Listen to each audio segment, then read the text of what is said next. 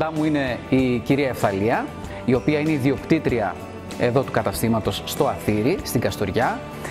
Λοιπόν, κυρία Ευθαλία, θα ξεκινήσουμε να κάνουμε την πρώτη μας συνταγή, η οποία, όπως μας είπες και έξω, είναι οι πρασοκεφτέδες. Πρασοκεφτέδες μας. Είναι η συνταγή της γιαγιάς, κυρία Ευθαλία, έτσι. Γιαγιάς Όλγας.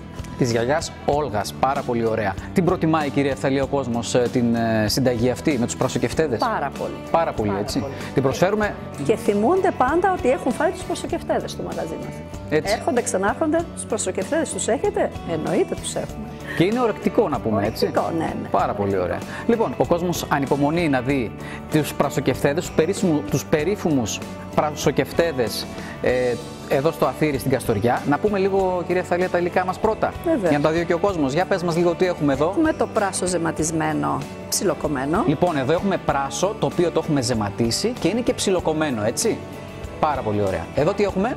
Ελαιόλαδο που είναι για το τηγάνι. Ελαιόλαδο για το τηγάνι μας. Εδώ έχουμε τα αυγουλάκια. 4 φρέσκα αυγά. Ναι. Αλεύρι. Το αλεύρι μας. Πολύ ωραία. Μαϊντανός ψιλοκομμένος έτοιμος. Έχουμε αλάτι, Ιμαλαίων. Γιατί χρησιμοποιούμε αλάτι Ιμαλαίων, κυρία Ευθαλία? Δίνει μια ιδιαίτερη γεύση στα αυτά που φτιάχνουμε. Δίνει το κάτι της παραπάνω της γεύσης στη συνταγή μας. Πάρα πολύ ωραία. Γιατί το χρησιμοποιούν πολύ τελευταία το αλάτι Ιμαλαίων και για άλλους λόγους, και για λόγους υγείας κτλ. Έτσι. Κάνει λιγότερη κατακράτηση υγρών και όλα αυτά. Λοιπόν, εδώ έχουμε ρίγανη. Τη ρίγανή μας. Πολύ ωραία. Πιπεράκι μαύρο, κανονικό. Δυόσμο οπωσδήποτε. Δυόσμο το μυρωδικό μας και φυσικά και λίγο χοντροκομμένο πιπεράκι. Πάρα πολύ ωραία. Λοιπόν, μπορούμε να ξεκινήσουμε. Φαντάζομαι ότι θα ξεκινήσουμε με το αλεύρι και το ψιλοκομμένο πράσο, έτσι. Ναι. Πάρα πολύ ωραία. Πρώτα τα αυγουλάκια μας. Χτυπάμε τα αυγουλάκια μας. Να πούμε εδώ ότι έχουμε ανοίξει ήδη το φλόγιστρό μας για να βάλουμε το λάδι να κάψει. Αυτά είναι 4 πράσα, αντιστοιχούν σε 4 αυγουλάκια. 4 πράσα, 4 αυγουλάκια. Αν θέλαμε δηλαδή να διπλασιάσουμε την ποσότητα, θα διπλασιάζαμε και τα αυγά, έτσι. Περίπου 4-5 κουταλιά αλευράκι. 4-5 κουταλιές αλεύρι. Το αλεύρι έχει σημασία να είναι σκληρό, μαλακό. Κανονικό αλεύρι. Το αλατάκι Ιμαλαίων. Θα μπορούσαμε όμως να χρησιμοποιήσουμε και κανονικό αλάτι, έτσι δεν είναι? Τη ρίγανη μας μπόλικη. Μπόλικη ριγανίτσα. Τα μυρωδικά μας, έτσι, να μυρίζει το φαγητό μας.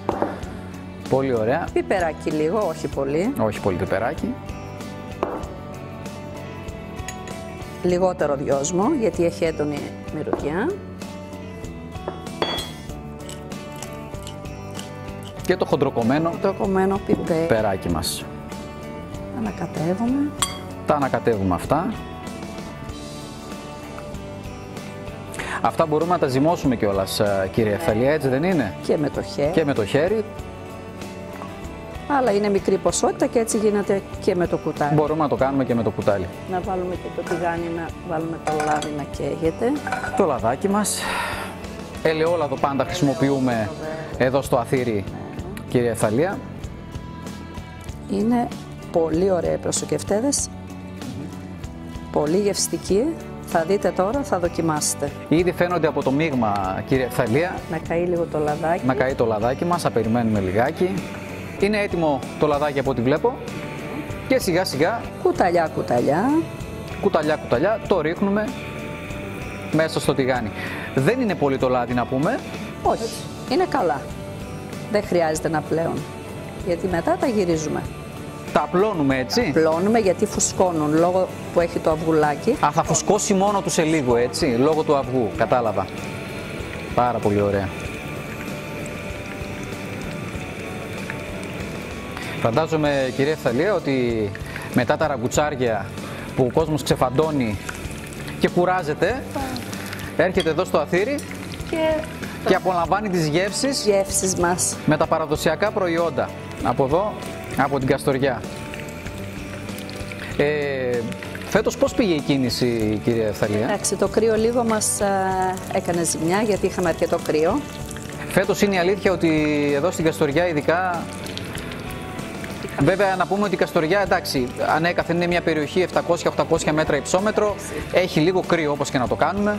Αλλά έτυχε πάνω στις γιορτές που λίγο κράτησε τον κόσμο.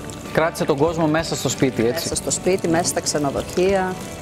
Παρ' όλα αυτά, εμείς, κυρία Φθαλία, είδαμε ότι ο κόσμος το διασκεδάζει στην Καστοριά. Περνάει πάρα πολύ ωραία και καλά κάνει εδώ που τα λέμε. Έτσι δεν είναι? Τέλεια. Κόντρα στην κρίση, κόντρα στην οικονομική κρίση. Το βράδυ γίνεται χαμός. Στη Μητροπόλεως έγινε. Εχθές το βράδυ, Εχθές το βράδυ, ναι. Τα γυρίζουμε αρκετές φορές από ό,τι βλέπω. Πάρουν το χρωματάκι το ωραίο. Ήδη οι μυρωδιές, κυρία Ευθαλία, έχει μοσχομυρίσει. Έχει μοσχομυρίσει. Βέβαια, οι μυρωδιές δεν περνάνε από την κάμερα. Εμείς εδώ όμως τα μυρίζουμε και πραγματικά οι μυρωδιές είναι μοναδικές.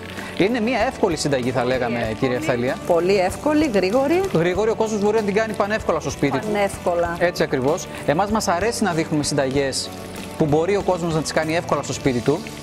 Είναι έτοιμα? Έτοιμο. Πάρα πολύ ωραία. Τα βγάζουμε σε ένα πιατάκι με λίγο χαρτί κουζίνας από κάτω για να απορροφήσει τα περιττά λάδια, έτσι. Πάρα πολύ ωραία. Αυτό ακριβώς. Ωραία. Είναι έτοιμα οι πρασοκεφτέδες μας. Πού θα σερβίρουμε, κυρία Ευθαλία? Στην πιατελίτσα. Στην πιατελίτσα μας. Πάρα πολύ ωραία. Να το πάρουμε αυτό από εδώ. Να το φέρουμε εδώ. Εκεί τι έχουμε, κυρία Ευθαλία? Έχουμε λίγο μαρουλάκι, λόλο. Και λίγο λόλο ρώσο και λίγο κομμένο λεμονάκι, έτσι. Πάρα πολύ ωραία. Το βάζουμε έτσι. Αυτό είναι για γαρνιτούρα, να πούμε. Γαρνιτούρα, για την ομορφιά. Για την ομορφιά. Έτσι το σερβίρουμε, να πούμε, εδώ και στο αθήρι, έτσι. Ναι. Πάρα πολύ ωραία. Και παίρνουμε τους πρασοκεφτέδες μας και τους τοποθετούμε έναν μέσα στο μικρό πιάτο μας. Πάρα πολύ ωραία. Και το κομματάκι μας. Είναι έτοιμο? Είναι έτοιμα, παιδιά. Είναι έτοιμο. Πάρα πολύ εύκολο πιάτο, γρήγορο.